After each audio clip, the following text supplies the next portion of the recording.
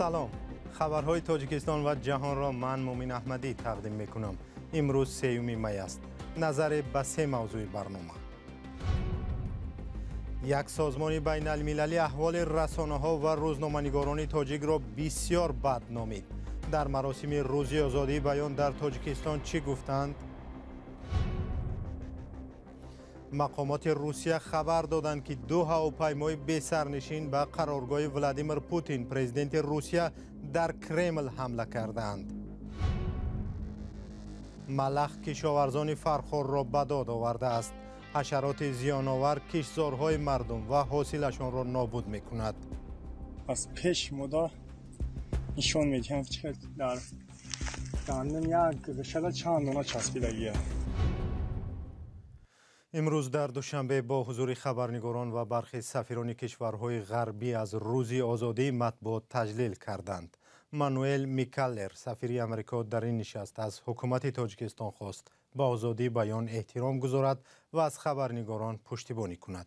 مولا رجب یوسفی و نگاره فضل‌الدین از این مراسم گزارش می‌دهند.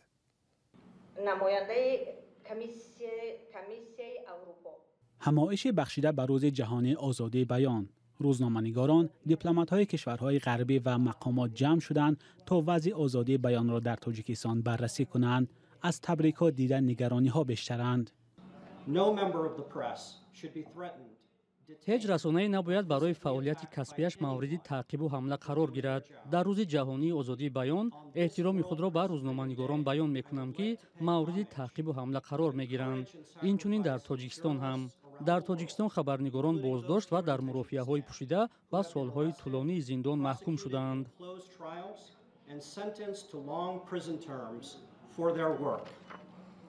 در یک سال اخیر 8 روزنامه‌نگار و بلاگر در تاجیکستان بازداشت و 7 نفر آنها به سالهای طولانی زندان محکوم شدند. مقامات اکثر آنها را همدست سازمان‌های ممنوع اعلام کردند، هرچند خودشان این را رد می‌کنند. تو امروز در وزارت فرهنگ همچون وکالت صحت نمایندگان مقامات در این نشست برعکس فضا را برای روزنامه‌نگاران باز و آزاد نامیدند. دلیل اساسی این بود که اکثر رسانه‌ها در تاجیکستان غیر دولتی اند. این زمان در مملکت ما برای رشد واسطه‌های اخبار عامه تمام زمینه‌های حقوقی و شرایط مساعد فعالیت فراهم آورده شده است. در وقتی که جنگ‌های اطلاعاتی اما خود نمایندگان مطبوعات عقیده دیگر داشتند. از بازداشت، فشار و مشکل‌تر شدن دسترسی به اطلاع سخن رفت. مقامات می‌خواهد که رسانه‌های تاجیکستان را با قوت حرفه‌ای بینند.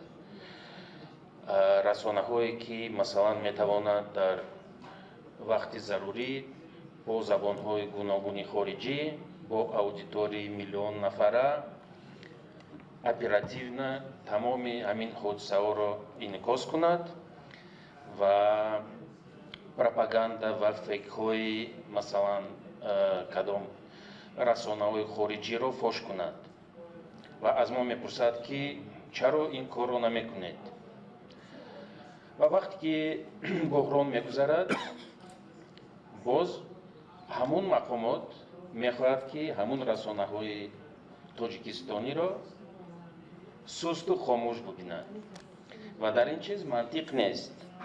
یک پیام دیگر این نشست پایان دادن به بی‌جزایی نسبت آنهایی بود که مانع کار روزنامه‌نگاران می‌شوند. چندین حادثه‌های حمله به خبرنگاران در تاجیکستان تحقیق ناشده ماندند و گناهکاران بی‌جزا.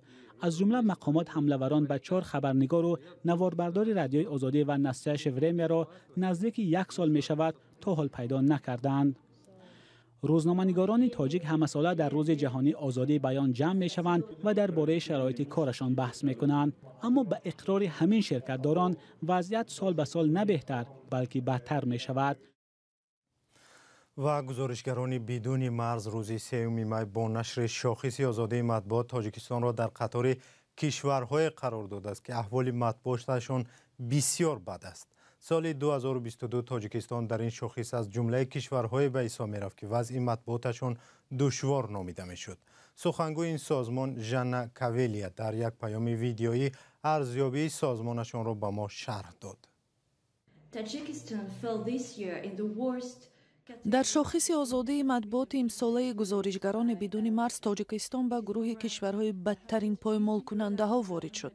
аз миёни 180 кишвар дар мақоми 153 қарор гирифт, чун вазъи озодии матбуот дар ин ҷо хеле ҷиддӣ арзёбӣ шудааст. холҳои ин кишвар аз рӯи меъёрҳои вазъи амниятӣ ва иҷтимоӣ поин омад. дар шарқи кишвар дар минтақаи зисти мардуми помирӣ мо шоҳиди эътирозҳо будем, ки бо шеваи пурхушунат саркӯб шуд ва даҳҳо нафар қурбонӣ дошт. пеши роҳи журналистонро аз пӯшиши хабарии ин ҳодисаи азим гирифтанд ва онҳое ҳам ки ин корро карданд таъқиб шуданд. чанд журналисте ки хостанд дар тоҷикистон корҳои таҳқиқотӣ барпо ва ё мақомотро танқид кунанд, ба хатари озору ҳамла, таҳдид ва ҳатто ҳабс рӯбарӯ шуданд. онҳо бо иттиҳомоти сохта ба зиндон андохта шуданд. онҳоро ҳатто таҳти шиканҷа ба эътирофи гуноҳ маҷбур ва ба солҳои тӯлонӣ ҳабс карданд.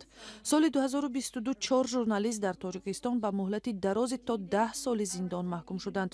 гузоришгарони бидуни марз саркӯб кардани матбуотро маҳкум ва озодии Абдулло Ғурбатӣ, Далер Имомалӣ ва дигар журналистони зиндониро талаб мекунад. ضمناً همکاران ما در دوشنبه امروز از چند جوان پرسیدند که آیا خبرنگار شدن میخواهند یا نه و پاسخهای جالب گرفتند که همراه میبینیم. دوره اگه طلبگی داره اگه کم کم میخواهی شوق بود که اگه ژورنالیست شما میخواهی کوفتکو بیان چی بده بعد نکالون شدیم اگه بعد دل دیگه ذوق شده.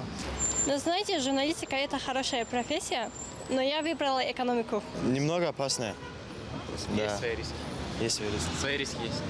شوق ژورنالیست شدن بسیاری گم کردن. به خاطر یکم حاضر بلاگرها برآمده استودن. بلاگرها میتوانند که موضوعی که خطرناک نیست گیرن. موضوعی که پول میآورده گیرن. بسیاری بلاگر ژورنالیست میدونن. میگن که گپ میزنن. لیکن ما دیدیم که حسین حسنов سوادناکیش پست کو خیلی پست.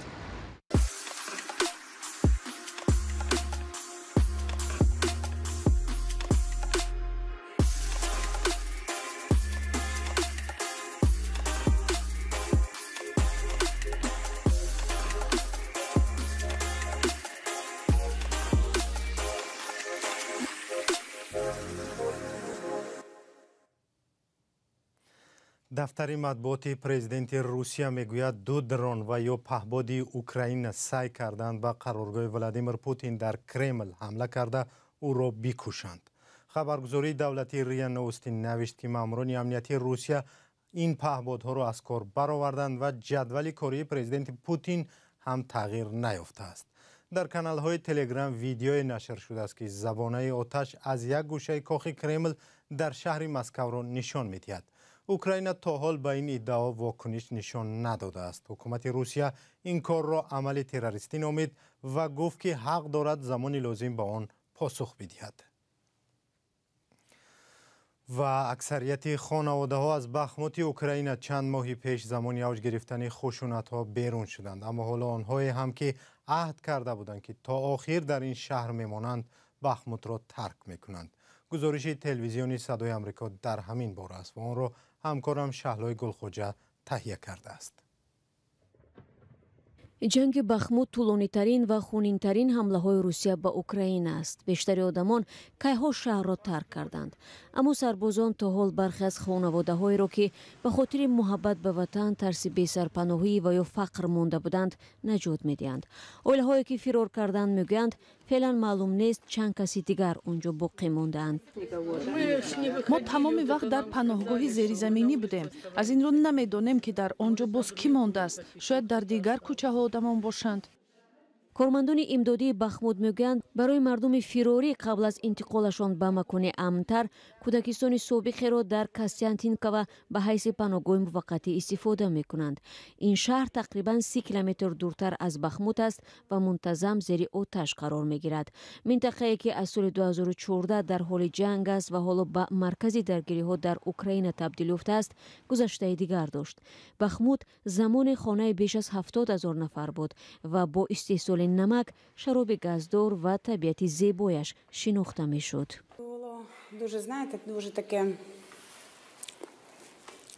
یک شهری سبز و دلربا و زیبا بود. هر یک کوچه بخمود غرق گل و درخت بود.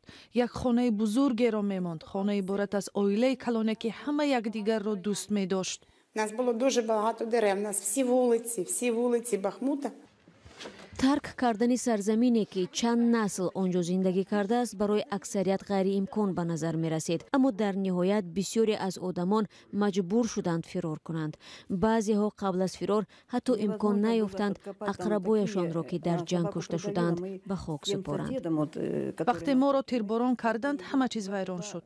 барои наҷоти сагамон ки зери харобазорҳо монда буд 2 соат лозим шуд, аммо барои пайдо кардани ҷасади домоду ҷиянам техникаи вазнин лозим шуд. дар моҳҳои охир русия ба оҳистагӣ минтақаҳои бештари шаҳрро тасарруф мекунад. мақомоти украина мегӯянд ҳифзи бахмут барои нигаҳдории рӯҳияи миллат ва пирӯзии дарозмуддат аҳамияти стратегӣ дорад.